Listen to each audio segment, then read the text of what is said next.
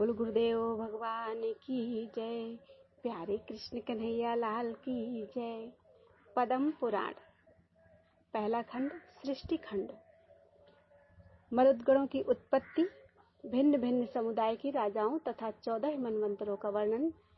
भीष्म जी ने पूछा, ब्राह्मण दिति के पुत्र मरुदगणों की उत्पत्ति किस प्रकार हुई? वे देवताओं के प्रिय कैसे हो गए? देवता तो दैत्य के शत्रु हैं, फिर उनके साथ मरुदगणों की मैत्री क्यों कर संभव हुई? पुलत्स्य जी ने कहा, भीष्म, पहले देवासुर संग्राम में भगवान श्री विष्णु और देवताओं के द्वारा अपने पुत्र पौत्रों के मारे जाने पर दिति को बड़ा शोक हुआ। वे आर्त होकर परम उत्तम भूलोक में आई और सरस्वती के तट पर पुष्कर नाम के शुभ एवं महान तीर्थ में रहकर सूर्यदेव की आराधना करने लगी। उन्होंने बड़ी उग्र तपस्या की। दैत्य माता दिति ऋषियों के नियमों का पालन करती और फल खाकर रहती थी। वे कृच्छ, चांद्रायण आदि कठोर व्रतों के पालन द्वारा तपस्या करने लगी। जरा और शोक से व्याकुल होकर उन्होंने 100 वर्षों से कुछ अधिक काल तक तप किया। उसके बाद वशिष्ठ आदि महर्षियों से पूछा, मुनिवरों, क्या कोई ऐसा भी व्रत है जो मेरे पुत्र शोक को नष्ट करने वाला तथा इहलोक और परलोक में भी सौभाग्य रूप फल प्रदान करने वाला हो? यदि हो तो बताइए। वशिष्ठ आदि महर्षियों ने ज्येष्ठ की पूर्णिमा का व्रत बताया तथा दिति ने भी उस व्रत का सांगोपांग वर्णन सुनकर उसका यथावत अनुष्ठान किया। उस व्रत के महात्म्य से प्रभावित होकर कश्यप जी बड़ी प्रसन्नता के साथ दिति के आश्रम पर आए। दिति का शरीर तपस्या से कठोर हो गया था, किंतु कश्यप जी ने उन्हें पुनः रूप और लावण्य से युक्त कर दिया और उनसे वर मांगने का अनुरोध किया। तब दिति ने वर मांगते हुए कहा, भगवान, मैं इंद्र का वध करने के लिए एक ऐसे पुत्र की याचना करती हूँ जो समृद्धिशाली, अत्यंत तेजस्वी तथा समस्त देवताओं का संहार करने वाला हो। कश्यप ने कहा, शुभे, मैं तुम्हें इंद्र का घातक एवं बलिष्ठ पुत्र प्रदान करूंगा। तत्पश्चात कश्यप ने दिति के उदर में गर्भ स्थापित किया और कहा, देवी, तुम्हें 100 वर्ष तक इसी तपोवन में रहकर इस गर्भ की रक्षा के लिए यत्न करना चाहिए। गर्भिणी को संध्या के समय भोजन नहीं करना चाहिए तथा वृक्ष की जड़ के पास ना तो कभी जाना चाहिए और ना ठहरना ही चाहिए। वह जल के भीतर ना घुसे, शून्य घर में ना प्रवेश करे, बावी पर खड़ी ना हो, कभी मन में उद्वेग न लाए, शून्य घर में बैठकर नख अथवा राख से भूमि पर रेखा न खींचे, ना तो सदा अलसाकर पड़ी रहे और न अधिक परिश्रम ही करे, भूसी, कोयले, राख, हड्डी और खपड़े पर ना बैठे, लोगों से कलह करना छोड़ दे, अंगड़ाई ना ले, बाल खोलकर खड़ी ना हो और कभी भी अपवित्र ना रहे, उत्तर की ओर अथवा नीचे सिर करके कभी न सोए, नंगी होकर, उद्वेग में पड़कर और बिना पैर धोए भी शयन करना मना है, अमंगल युक्त वचन मुंह से ना निकाले, अधिक हंसी मजाक भी ना करे, गुरुजनों के साथ सदा आदर का बर्ताव करे, मांगलिक कार्यों में लगी रहे, सर्वौषधियों से युक्त जल के द्वारा स्नान करे, अपनी रक्षा का प्रबंध रखे, गुरुजनों की सेवा करे और वाणी से सबका सत्कार करती रहे, स्वामी के प्रिय और हित में तत्पर रहकर सदा प्रसन्नमुखी बनी रहे, किसी भी अवस्था में कभी पति की निंदा ना करे। यह कहकर कश्यप जी सब प्राणियों के देखते देखते वहां से अंतर्धान हो गए। तदनंतर पति की बातें सुनकर दिति विधि पूर्वक उनका पालन करने लगी। इससे इंद्र को बड़ा भय हुआ।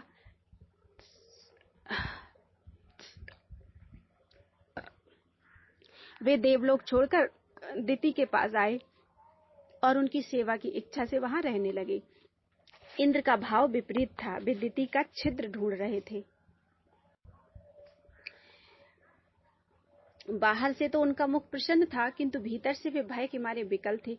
वे ऊपर से ऐसा भाव जताते थे मानो दिति के कार्य और अभिप्राय को जानते ही न हो, परंतु वास्तव में अपना काम बनाना चाहते थे। तदनंतर जब 100 वर्ष की समाप्ति में 3 ही दिन बाकी रह गए, तब दिति को बड़ी प्रसन्नता हुई। वे अपने को कृतार्थ मानने लगी तथा उनका हृदय विस्मय विमुग्ध रहने लगा। उस दिन वे पैर धोना भूल गईं और बाल खोले हुए ही सो गईं। इतना ही नहीं, निद्रा के भार से दबी होने के कारण दिन में उनका सिर कभी नीचे की ओर हो गया और यह अवसर पाकर सचीपति इंद्र दिति के गर्भ में प्रवेश कर गए और अपने वज्र के द्वारा उन्होंने उस गर्भस्थ बालक के 7 टुकड़े कर डाले।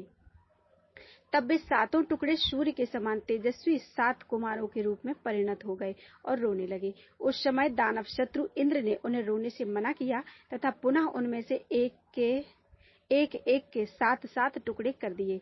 इस प्रकार 49 कुमारों के रूप में होकर वे जोर जोर से रोने लगे।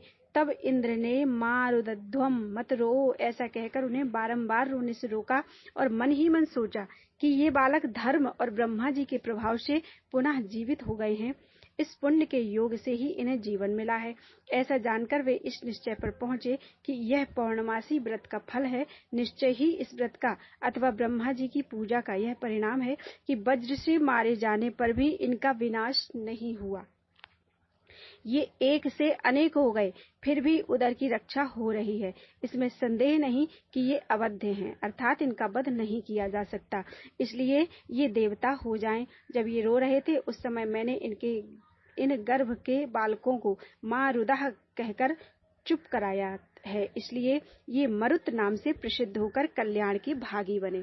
ऐसा विचार कर इंद्र ने दिति से कहा, माँ मेरा अपराध क्षमा करो, मैंने अर्थशास्त्र का सहारा लेकर यह दुष्कर्म किया है। इस प्रकार बारंबार कहकर उन्होंने दिति को प्रसन्न किया और मरुद गणों को देवताओं के समान बना दिया। तत्पश्चात देवराज ने पुत्रों सहित दिति को विमान पर बिठाया और उनको साथ लेकर वे स्वर्ग को चले गए। मरुदगण यज्ञ भाग के अधिकारी हुए। उन्होंने असुरों से मेल नहीं किया, इसलिए वे देवताओं के प्रिय हुए। भीष्म जी ने कहा, ब्राह्मण आपने आदिसर्ग और प्रतिसर्ग का विस्तार के साथ वर्णन किया, अब जिनके जो स्वामी हो उनका वर्णन कीजिए। पुलस्त्य जी बोले, हे राजन, जब पृथु इस पृथ्वी के संपूर्ण राज्य पर अभिषिक्त होकर सबके राजा हुए, उस समय ब्रह्मा जी ने चंद्रमा को अन्न, ब्राह्मण, व्रत और तपस्या का अधिपति बनाया। हिरण्यगर्भ को नक्षत्र, तारे, पक्षी, वृक्ष, झाड़ी और लता आदि का स्वामी बनाया। वरुण को जल का, कुबेर को धन का, विष्णु को आदित्यों का और अग्नि को वसुओं का अधिपति बनाया। दक्ष को प्रजापतियों का, इंद्र को देवताओं का, प्रहलाद को दैत्यों का और दानवों का, यमराज को पितरों का, शूलपाणी भगवान शंकर को पिशाच, राक्षस, पशु, भूत, यक्ष और बेताल राजाओं का, हिमालय को पर्वतों का, समुद्र को नदियों का, चित्ररथ को गंधर्व, विद्याधर और किन्नरों का, भयंकर पराक्रमी वासुकी को नागों का, तक्षक को सर्पों का, गजराज ऐरावत को दिग्गजों का, गरुड़ को पक्षियों का, उच्चैःश्रवा को घोड़ों का, सिंह को मृगों का, सांड को गौओं का तथा प्लक्ष यानी पाकड़ को संपूर्ण वनस्पतियों का अधीश्वर बनाया। इस प्रकार पूर्व काल में ब्रह्मा जी ने इन सभी अधिपतियों को भिन्न भिन्न वर्ग के राजपद पर अभिषिक्त किया। कौरव नंदन पहले स्वयंभू मनवंतर में याम्य नाम से प्रसिद्ध देवता थे। मरीच आदि मुनि ही सप्तऋषि माने जाते थे। आग्नेन्द्र, अग्निबाहु, विभु, शवन, ज्योतिष्मान, द्युतिमान, हव्य, मेधा, मेधातिथि और वसु ये 10 स्वयंभू मनु के पुत्र हुए, जिन्होंने अपने वंश का विस्तार किया। ये प्रतिसर्ग की सृष्टि करके परम पद को प्राप्त हुए। यह स्वयंभू मनवंतर का वर्णन हुआ। इसके बाद स्वारोचिष मनवंतर आया। स्वारोचिष मनु के 4 पुत्र हुए जो देवताओं के समान तेजस्वी थे। उनके नाम हैं नभ, नभस्य, प्रसृति और भावन।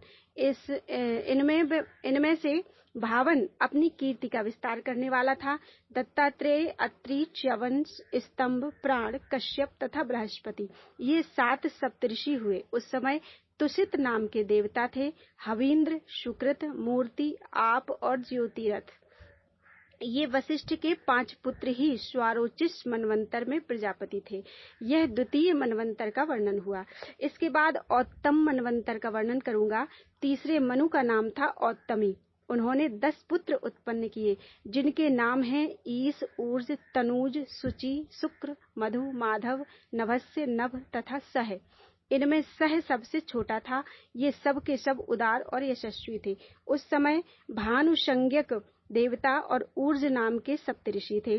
कौकिभिंडी, कुतुंड, दालभ्य, शंख, प्रवाहित, मित और सम्मित ये 7 योगवर्धन ऋषि थे। चौथा मनवंतर तामस के नाम से प्रसिद्ध है। उसमें कवि, पृथु, अग्नि, अकपि, कपि, जन्य तथा धामा ये 7 मुनि ही सप्तऋषि थे। साध्यगण देवता थे। अकल्मष तपोधनवा, तपोमूल, तपोधन, तपोराशि, तपस्य, श्रुतपस्य, परंतप, तपोभागी और तपोयोगी, ये 10 तामस मनु के पुत्र थे, जो धर्म और सदाचार में तत्पर तथा अपने वंश का विस्तार करने वाले थे। अब 5वें रैवत मनवंतर का वृत्तांत श्रवण करो। देवबाहु, सुबाहु, परजन्य, सोमप, मुनि, हिरण्यरोमा और सप्ताश्व, ये 7 रैवत मनवंतर के सप्तऋषि माने गए हैं। भूतरजा तथा प्रकृति नाम वाले देवता थे तथा वरुण, तत्वदर्शी, चितिमान, हव्यप, कवि, मुक्त, निरुत्सुक, सत्व, विमोह और प्रकाशक, ये 10 रैवत मनु के पुत्र हुए, जो धर्म, पराक्रम और बल से संपन्न थे। इसके बाद चाक्षुष मनवंतर में भृगु, सुधामा, बिरज, विष्णु, नारद, विवस्वान और अभिमानी, ये 7 सप्तऋषि हुए। उस समय लेख नाम से प्रसिद्ध देवता थे। इनके सिवा ऋभु, पृथकभूत, बारीमूल और दिवौका नाम के देवता भी थे। इस प्रकार चाक्षुष मनवंतर में देवताओं की 5 योनियां थी। चाक्षुष मनु के 10 पुत्र हुए, जो रुरु आदि नाम से प्रसिद्ध थे। अब 7वें मनवंतर का वर्णन करूंगा, जिसे वैवस्वत मनवंतर कहते हैं। इस समय वैवस्वत मनवंतर ही चल रहा है। इसमें अत्रि, वशिष्ठ, कश्यप, गौतम, योगी, भरद्वाज, विश्वामित्र और जमदग्नि थे। ये 7 ऋषि ही सप्तऋषि हैं। ये धर्म की व्यवस्था करके परम पद को प्राप्त होते हैं। अब भविष्य में होने वाले सावर्ण मनवंतर का वर्णन किया जाता है। उस समय अश्वत्थामा, ऋष्यशृंग, कौशिक्य, गालव, सतानंद, काश्यप तथा परशुराम, ये सप्तऋषि होंगे। धृति, बरियान, यवसु, सुवर्ण, धृष्टि, चरिष्णु, आद्य, सुमति, वसु तथा पराक्रमी शुक्र, ये भविष्य में होने वाले सावर्णी मनु के पुत्र बतलाए गए हैं। इसके सिवा रौच्य आदि दूसरे मनुओं के भी नाम आते हैं। प्रजापति रुचि के पुत्र का नाम रौच्य होगा। इसी प्रकार भूति के पुत्र भौत्य नाम के मनु कहलाएंगे। तदनंतर मेरु सावर्णी नामक मनु का अधिकार होगा। वे ब्रह्मा के पुत्र माने गए हैं। मेरु सावर्णी के बाद क्रमशः ऋभु, वीतधामा और विश्वक्सेन नामक मनु होंगे। राजन, इस प्रकार मैंने तुम्हें भूत और भविष्य मनुओं का परिचय दिया है। इन 14 मनुओं का अधिकार कुल मिलाकर 1000 चतुर्युग तक रहता है। अपने अपने मनवंतर में इस संपूर्ण चराचर जगत को उत्पन्न करके कल्प का संहार होने पर ये ब्रह्मा जी के साथ मुक्त हो जाते हैं। ये मनु प्रति 1 सहस्र चतुर्युगी के बाद नष्ट होते रहते हैं तथा ब्रह्मा आदि विष्णु का सायुज्य प्राप्त करते हैं। बोलो वृंदावन बिहारी लाल की जय। पृथु के चरित्र तथा सूर्य वंश का वर्णन। भीष्म जी ने पूछा, ब्राह्मण, सुना जाता है कि पूर्व काल में बहुत से राजा इस पृथ्वी का उपभोग कर चुके हैं। पृथ्वी के संबंध से ही राजाओं को पार्थिव या पृथ्वीपति कहते हैं। परंतु इस भूमि की जो पृथ्वी संज्ञा है वह किसके संबंध से हुई है? भूमि को यह पारिभाषिक संज्ञा किस लिए दी गई अथवा उसका गौ नाम भी क्यों पड़ा, यह मुझे बतलाइए। पुलस्त जी ने कहा, स्वयंभु मनु के वंश में एक अंग नाम के प्रजापति थे। उन्होंने मृत्यु की कन्या सुनीता के साथ विवाह किया था। सुनीता का मुख बड़ा कुरूप था। उससे बेन नामक पुत्र हुआ, जो सदा अधर्म में ही लगा रहता था। वह लोगों की बुराई करता और पराई स्त्रियों को हड़प लेता था। एक दिन महर्षियों ने उसकी भलाई और जगत के उपकार के लिए उसे बहुत कुछ समझाया बुझाया, परंतु उसका अंतःकरण अशुद्ध होने के कारण उसने उनकी बात नहीं मानी। प्रजा को अभयदान नहीं दिया। तब ऋषियों ने श्राप देकर उसे मार डाला। फिर अराजकता के भय से पीड़ित होकर पाप रहित ब्राह्मणों ने वेन के शरीर का बलपूर्वक मंथन किया। मंथन करने पर उसके शरीर से पहले म्लेच्छ जातियां उत्पन्न हुई, जिनका रंग काले अंजन के समान था। तत्पश्चात उसके दाहिने हाथ से एक दिव्य तेजोमय शरीर धर्मात्मा पुरुष का प्रादुर्भाव हुआ, जो धनुष बाण और गदा धारण किए हुए था तथा रत्नमय कवच एवं अंगद आदि आभूषणों से विभूषित थे। वे पृथु के नाम से प्रसिद्ध हुए। उनके रूप में साक्षात भगवान विष्णु ही अवतीर्ण हुए थे। ब्राह्मणों ने उन्हें राज्य पर अभिषिक्त किया। राजा होने पर उन्होंने देखा कि इस भूतल से धर्म उठ गया है, न कहीं स्वाध्याय होता है न वशटकार। तब वे क्रोध करके अपने वाण से पृथ्वी को विदीर्ण कर डालने के लिए उद्यत हो गए। यह देखकर पृथ्वी गऊ का रूप धारण करके भाग खड़ी हुई। उसे भागते देख पृथु ने भी उसका पीछा किया। तब वह एक स्थान पर खड़ी होकर बोली, राजन, मेरे लिए क्या आज्ञा होती है? पृथु ने कहा, सुव्रते, संपूर्ण चराचर जगत के लिए जो अभीष्ट वस्तु है उसे शीघ्र प्रस्तुत करो। पृथ्वी ने कहा, बहुत अच्छा, कहकर स्वीकृति दे दी। तब राजा ने स्वयंभू मनु को बछड़ा बनाकर अपने हाथ में पृथ्वी का दूध दुहा। वही दूध अन्न हुआ जिससे सारी प्रजा जीवन धारण करती है। तत्पश्चात ऋषियों ने भी भूमि रूपणी गौ का दोहन किया। उस समय चंद्रमा ही बछड़ा बने थे। दोहने वाले थे वनस्पति, दुग्ध का पात्र था वेद, और तपस्या ही दूध थी। फिर देवताओं ने भी वसुधा को दुहा। उस समय मित्र देवता दोग्धा हुए, इंद्र बछड़ा बने तथा ओज और बल ही दूध के रूप में प्रकट हुआ। देवताओं का दोहन पात्र सुवर्ण का था और पितरों का चांदी का। पितरों की ओर से अंतक ने दोहने का काम किया। यमराज बछड़ा बने और स्वधा ही दूध के रूप में प्राप्त हुई।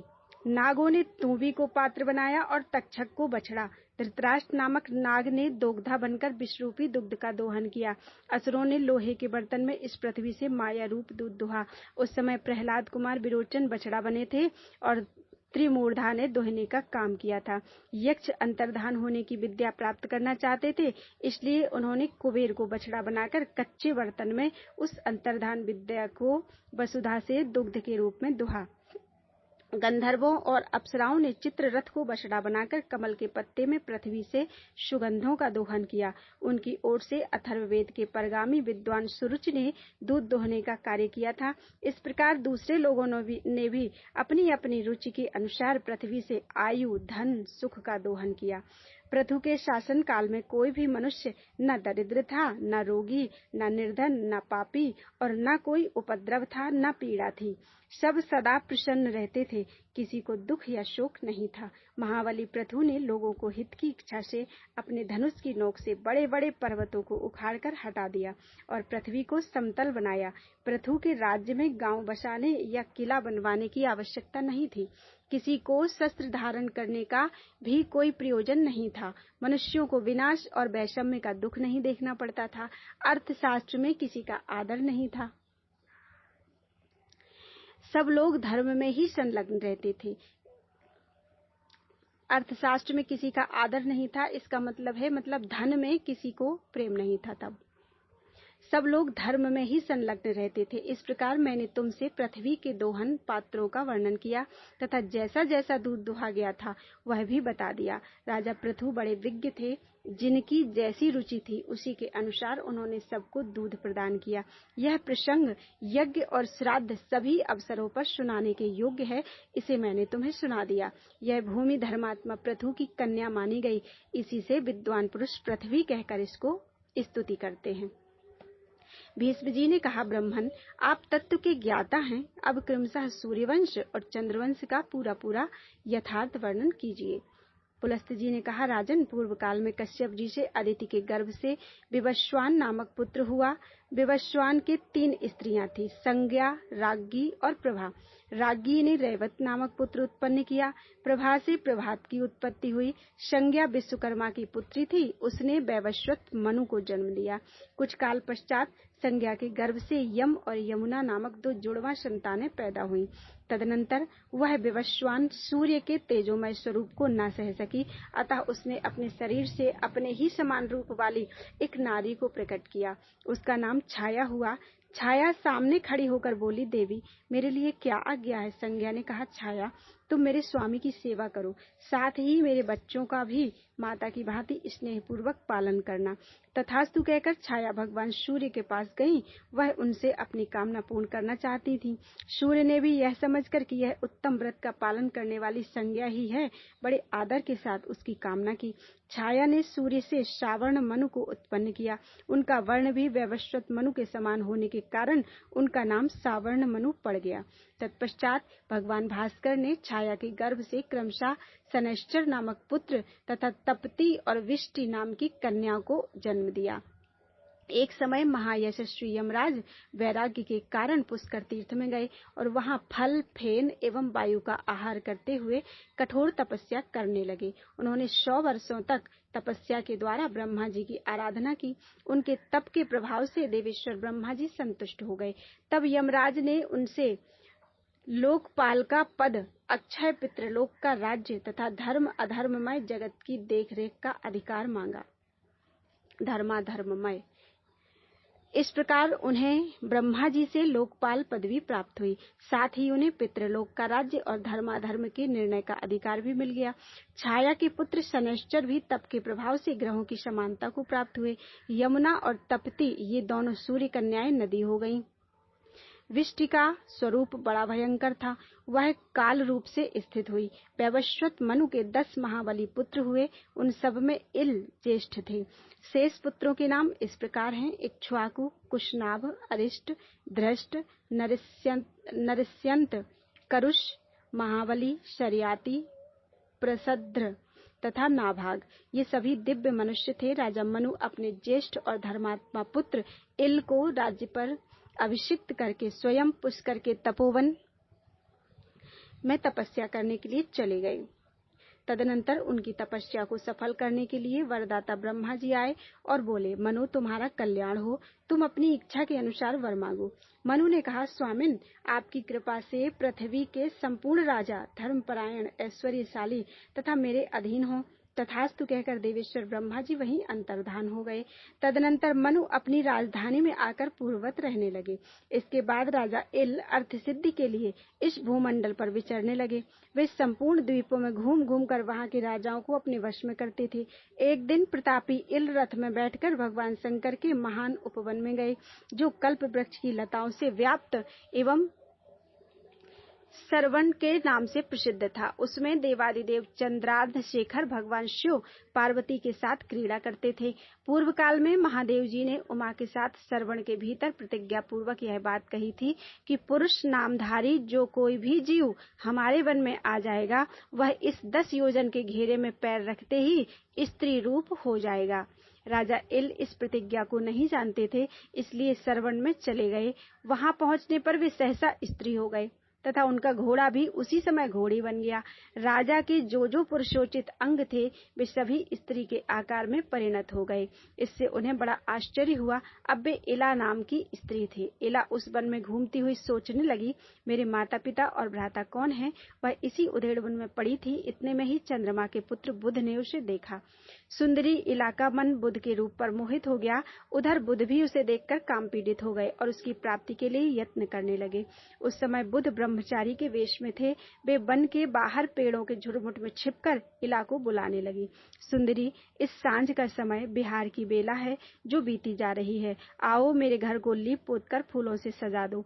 इला बोली, तपोधन, मैं यह सब कुछ भूल गई हूँ।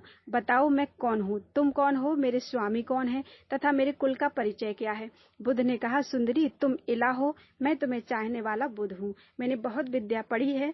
तेजस्वी के कुल में मेरा जन्म हुआ है। मेरे पिता ब्राह्मणों के राजा चंद्रमा हैं। बुध की यह बात सुनकर इला ने उनके घर में प्रवेश किया। वह सब प्रकार के भोगों से संपन्न था और अपने वैभव से इंद्र भवन को मात कर रहा था। वहां रहकर इला बहुत समय तक बुध के साथ वन में रमण करती रही। उधर इल के भाई इक्ष्वाकु आदि मनु कुमार अपने राजा की खोज करते हुए उस सरवण के निकट आ पहुंचे। उन्होंने नाना प्रकार के स्तोत्रों से पार्वती और महादेव जी का स्तवन किया। तब वे दोनों प्रकट होकर बोले, राजकुमारों, मेरी यह प्रतिज्ञा तो टल नहीं सकती, किंतु इस समय एक उपाय हो सकता है। इक्ष्वाकु अश्वमेघ यज्ञ करें और उसका फल हम दोनों को अर्पण कर दें। ऐसा करने से वीरवर इल किम पुरुष हो जाएंगे, इसमें तनिक भी संदेह की बात नहीं है। बहुत अच्छा प्रभु, यह कहकर मनु कुमार लौट गए। फिर इक्ष्वाकु ने अश्वमेघ यज्ञ किया। इससे इला किम पुरुष हो गई। वे 1 महीने पुरुष और 1 महीने स्त्री के रूप में रहने लगे। बुध के भवन में रहते समय इल ने गर्भ धारण किया था। उस गर्भ से उन्होंने अनेक गुणों से युक्त पुत्र को जन्म दिया। उस पुत्र को उत्पन्न करके बुध स्वर्गलोक को चले गए।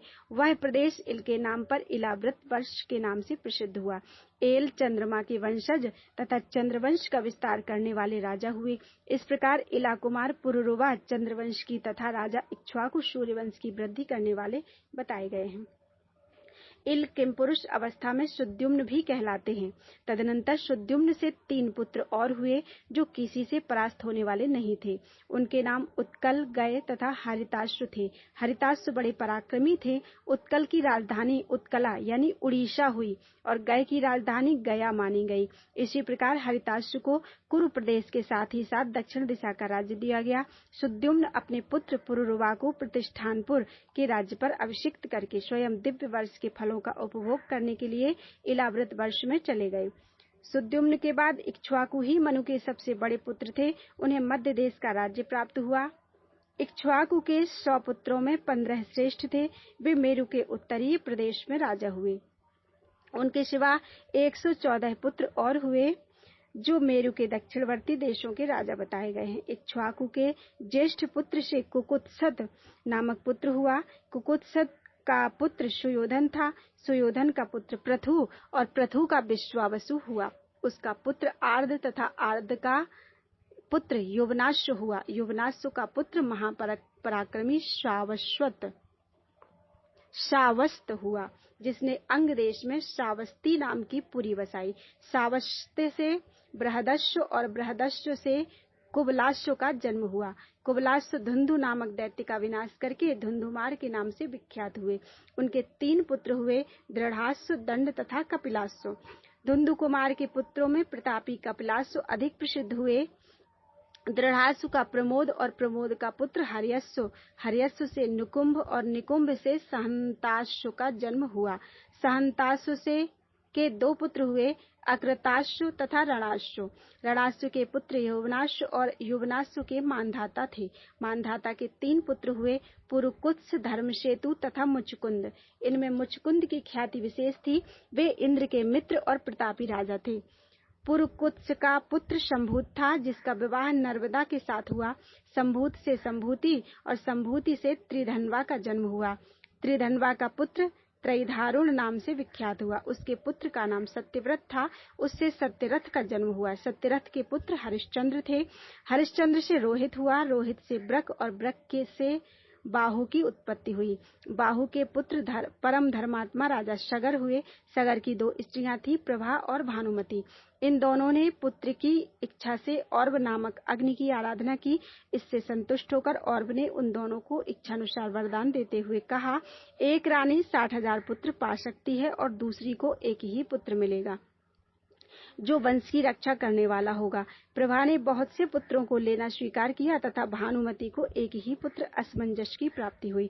तदनंतर प्रभा ने जो यदुकुल की कन्या थी 60,000 पुत्रों को उत्पन्न किया, जो अश्व की खोज के लिए पृथ्वी को खोदते समय भगवान विष्णु का अवतार महात्मा कपिल के कोप से दग्ध हो गए। असमंजस का पुत्र अंशुमान के नाम से विख्यात हुआ। उसका पुत्र दिलीप, दिलीप से भागीरथ का जन्म हुआ, जिन्होंने तपस्या करके भागीरथी गंगा को इस पृथ्वी पर उतारा था। भगीरथ के पुत्र का नाम नाभाग हुआ। नाभाग के अम्बरीश और अम्बरीश के पुत्र सिंधुद्वीप हुए। सिंधुद्वीप से अयुतायु और अयुतायु से ऋतुपर्ण का जन्म हुआ। ऋतुपर्ण से कलमाशपाद और कलमाशपाद से सर्वकर्मा की उत्पत्ति हुई। सर्वकर्मा का आरण्य और आरण्य का पुत्र निघ्न हुआ। निघ्न के 2 उत्तम पुत्र हुए, अनुमित्र और रघु। अनुमित्र शत्रुओं का नाश करने के लिए वन में चला गया। रघु से दिलीप और दिलीप से राजा अज हुए। अज से दीर्घबाहु और दीर्घबाहु से प्रजापाल की उत्पत्ति हुई। प्रजापाल से दशरथ का जन्म हुआ। उनके 4 पुत्र हुए। वे सब के सब भगवान नारायण के रूप थे। उनमें राम सबसे बड़े थे, जिन्होंने रावण को मारा और रघुवंश का विस्तार किया, तथा भृगुवंशियों में श्रेष्ठ वाल्मीकि ने रामायण के रूप में जिनके चरित्र का चित्रण किया। राम के 2 पुत्र हुए, कुश और लव। ये दोनों ही इक्ष्वाकु वंश का विस्तार करने वाले थे। कुश से अतिथि और अतिथि से निषद का जन्म हुआ। निषद से नल, नल से नभा, नभा से पुंडरीक और पुंडरीक से क्षेमधनवा की उत्पत्ति हुई। क्षेमधनवा का पुत्र देवानीक हुआ। वह वीर और प्रतापी था। उसका पुत्र अहिनग हुआ। अहिनगु से सहस्रासु का जन्म हुआ। सहस्रासु से चंद्रावलोक, चंद्रावलोक से तारापीड, तारापीड से चंद्रगिरी, चंद्रगिरी से चंद्र तथा चंद्र से सुतायु हुए, जो महाभारत युद्ध में मारे गए। नल नाम के दो राजा प्रसिद्ध हैं, एक तो वीरसेन के पुत्र थे और दूसरे निषद के। इस प्रकार इक्ष्वाकु वंश के प्रधान प्रधान राजाओं का वर्णन किया गया। बोलो वृंदावन बिहारी लाल की जय।